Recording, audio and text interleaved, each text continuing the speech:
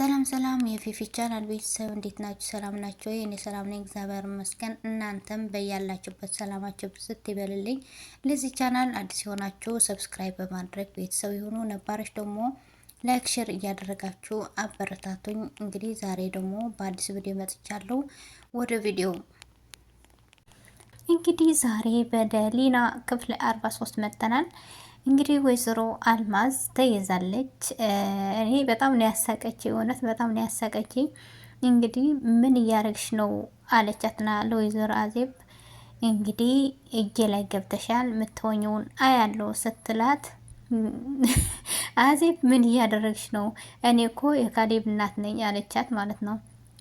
የካሌብ እናት ብትሆኚ ምንም አታመጭም አለቻትና በዚህ ልክ መበቀል ጥሩ አይደለም ወይዘሮ አዜብ፣ በውይይት እንፍታው ጉዳዩንም አለቻት። ከዛ በኋላ አብቅቶልሻል፣ ካሁን በኋላ ውይይት የሚባል ነገር የለም አለቻት። አዜብ ደግሞ ከዛ ካሌብ ምን እያደረክ ነው? እኔ እኮ አልማዝ ነኝ አለችው። አልማዝ ሳ ብትሆኚ ብሎ አላት ማለት ነው። እንግዲህ ለሰውን ወንጀለኛ ስታደርግ ያላዘነችውን አሁን ራሷ ላይ ሲደርስ ደግሞ እኔ የካሌብ እናት ነኝ፣ እኔ አልማዝ ነኝ ብላ ስትቀባጠር ነበረ።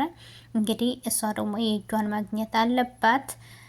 ስለዚህ ከዛ በኋላ አዜብን ቤዛ አለቻትና ይህን ያህል ጅል ነሽ ብዬ አላሰብኩም ነበረ አለቻት ማለት ስትላት፣ ስልክ አጠገብሽ ስናስቀምጥ የሆነ ነገር ማሰብ ነበረብሽ አለቻት ማለት ነው። እንግዲህ አውቀ ነው አጠገቧን ያደረጉት እና አውቆ አላልተው አስረዋት ነበረ። እንግዲህ ስልክ ስታይ ትደውላለች ብላ ስላሰበች ነው። ከዛ ቤዛ ደግሞ ስልኩን አነሳችና ለአልማዝ ደወለችላት።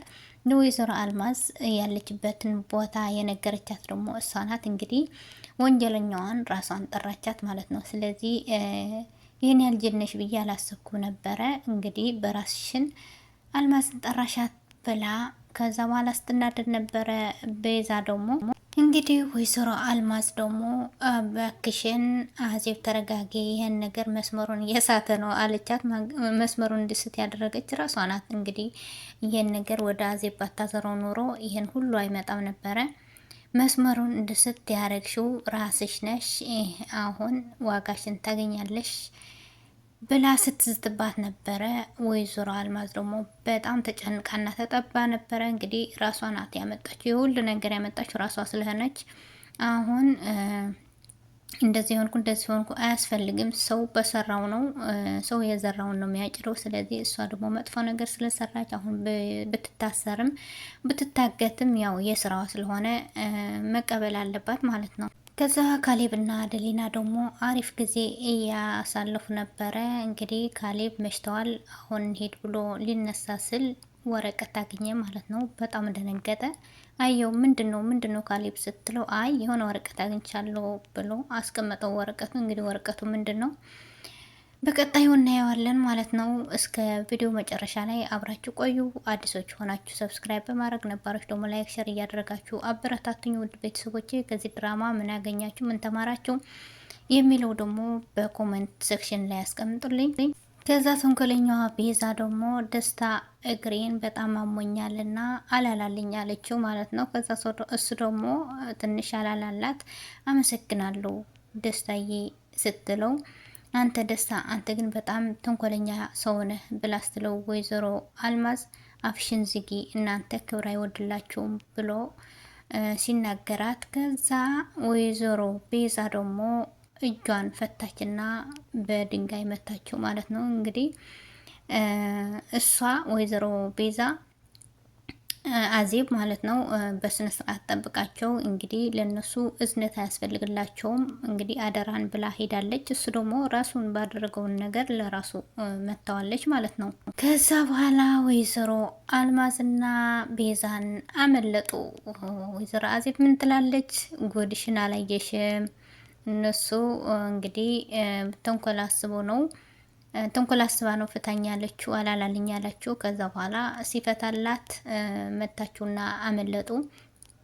በኋላ ወይዘሮ አዜብ ለደሊናን ደውላ እንዴት ነው ምን ሆናቸዋል ብላ ስትላት፣ በጣም አሪፍ ጊዜ ያሳልፈናል ደህና ነን ብላ ስትላት ነበረ። ካሌብ አጠገብሽ ነው ስትላት፣ ነበረ ስልክ ስታወራ ነበረ። በኋላ ደሊናንና ካሌብን ወደ ቤት ሲመለሱ ማንም ሰው አላገኙም ነበረ።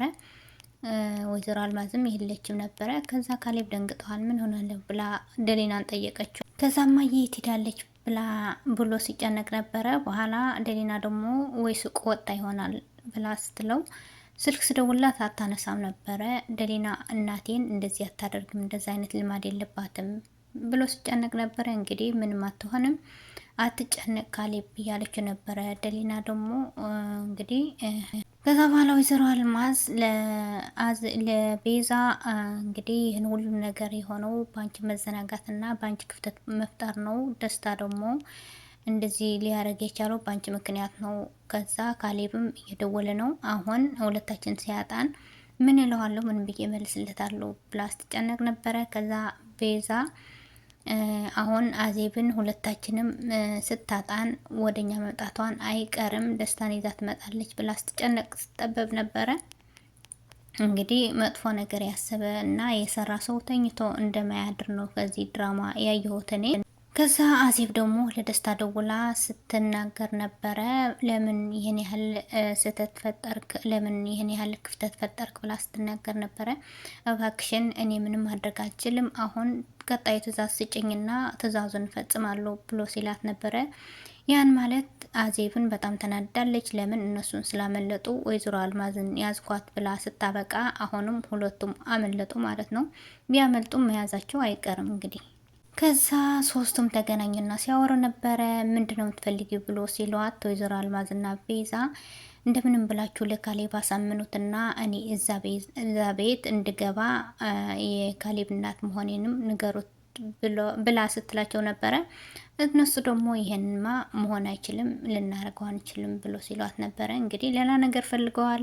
ከዛ ወይዘሮ አልማዝ ለካሌብ እባክህን አዜብ ወደ ቤት ትመለስና እባክህን ልጄ ስትለው ነበረ። እማዬ ምን ሆነሽ ነው?